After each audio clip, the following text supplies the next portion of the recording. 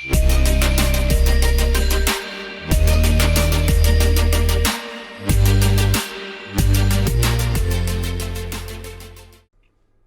I'm Curtis from Onesight Solutions. Today I'm going to demonstrate using Niagara 4 to control your Philips Hue system using our OSSEasyAPI component. I've already connected the Hue bridge to our network and configured a couple of lamps using the Hue app on my smartphone. Firstly, we need to refer to the manufacturer's documentation. So what we've got here, I've gone onto the web and I've found the Philips Hue page. Couple of things. First, it says getting started, so we go through the steps and it says that you need to discover the IP address of the device.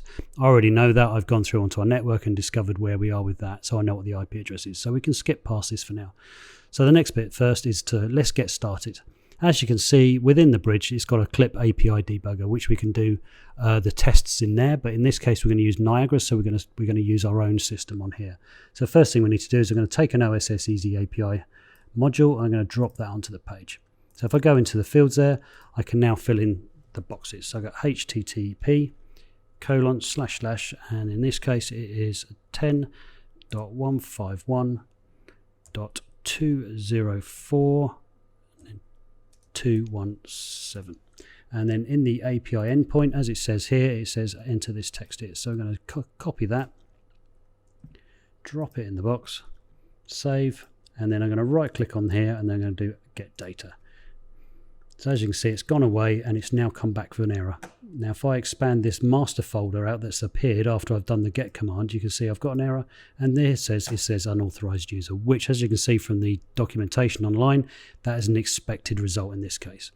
So if we go down, the next one we want to do, we actually want to create our own username. So to do that, we have to follow exactly the same as we've done before.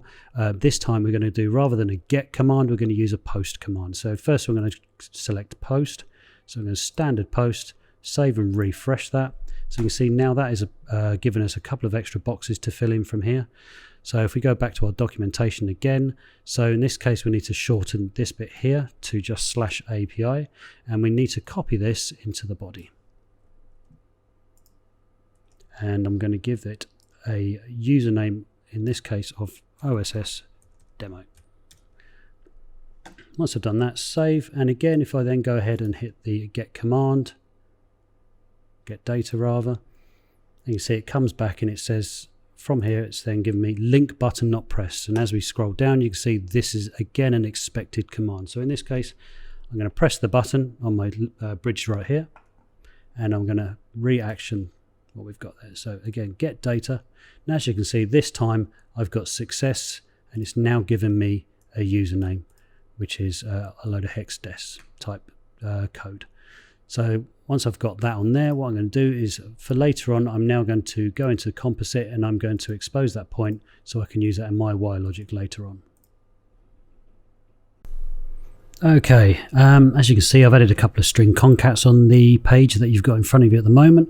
The reason I've done that is the username is a long hex code, so rather than typing that in each time where you could get errors in there, I've used a string concat just to give me the endpoint quickly and easily rather than having to type it in manually each time. So you can see we're going to go for this one this time. So you can see you've got the IP address /API, the username, and then lights like so. So that's what we're using the concat for. So I'm just going to connect that into there. So that now gives me my endpoint. So if I drop on one of the APIs again, and we're going to connect the output into the endpoint, and I'm going to enter the URL. Okay, this time I'm going to right click and then get data. And you can see it's now selected and it's now telling me that I've got two lights on my system, which is correct. So currently I've got one is a Hue color lamp and then the second one is a white lamp only. So you can see that just tells me what I've got on my system. Now the second one is very similar, but in this case we've got an extra /1 on the end of there from there. So in this case I'm going to drag another one on, drop that on there, and then connect the out into the endpoint and drop the URL in, and again right click and get data.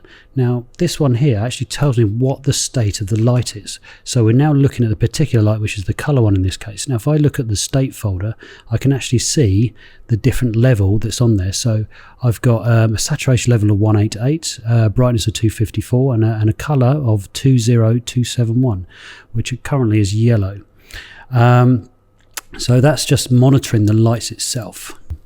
Okay, so I've now added some more string concats on there and a couple of other bits and pieces as well. So I've added a switch to switch it on and off, and added 3 numeric writables, one for saturation, one for brightness and one for hue. This time we're actually going to control the lights and actually start changing the color. So first thing to do, I'm going to bring the webcam on to show you the picture. As you can see at the moment, it's a nice yellow color that we've got at the moment. So what we need to do first is we need to bring on an OSSEasyAPI again. Just drop that onto the page like so. We're going to actually use this command over here, so we're going to change the colors from here. So we're actually building up this body in this bit here. So let's make this a bit bigger so you can see it better on my screen. Okay, so this time, go back to the manufacturer's details again. This is a put command rather than a get command this time. So if we go down the drop down, and then we've got a put command, save and refresh. You can see I've now got a body property there. So I'm going to pop in the URL. And then I'm going to connect up my username string again. So take that and then drop that in the endpoint. And this tape, I'm going to take that and drop that into the body. Okay, so that's, as you can see now, that's given me all the details from there. So at the moment, I've got different levels to what's actually in there. So if I now right click on here and do get data, this will now send the data to that. And as you can see, it's now changed it to an orange color on the screen. So as you can say, if we go back into here again, one thing I haven't shown you is the automatic update. So at the moment, we have to manually force it each time, which obviously you don't want to do. So in this case, if I change that to true, save and refresh, you can see another slot appears, which is the update period. So it's going to update every minute, but in this case I want to update it every second. I don't want to wait that long for the lights to change. As you can see, this is now sending data every second from my system. Now I can turn the lights on and off, so just go into there and go. And I'm going to switch the lights off. As you see, the light's now gone off, and I'm going to switch the light back on again. Okay, I can change the saturation levels. So I'm going to change that to a value of 10, and you can see it goes to a white color. And then I'm going to set it back to 254 again. Let's come back to color again. I can then also change the brightness as well. So at the moment it's maximum. I can change that right down so it dims right down. And then put that back up to full level. And then we can also change the color as well. So if I change this to 4500, and change it to a nice Onesight blue color. There's lots of other things that you can look through on the manufacturer's details. You can do as a groups, you can do scenes, you can do all sorts of things. It's a matter of just going through the documentation and making it work, and making it work to how you want to do. This is pretty much a bit of a toolkit to actually achieve what you're looking for from here. Thanks for watching. I hope you've enjoyed it. Please subscribe to our channel for more videos, and we look forward to speaking to you in the near future.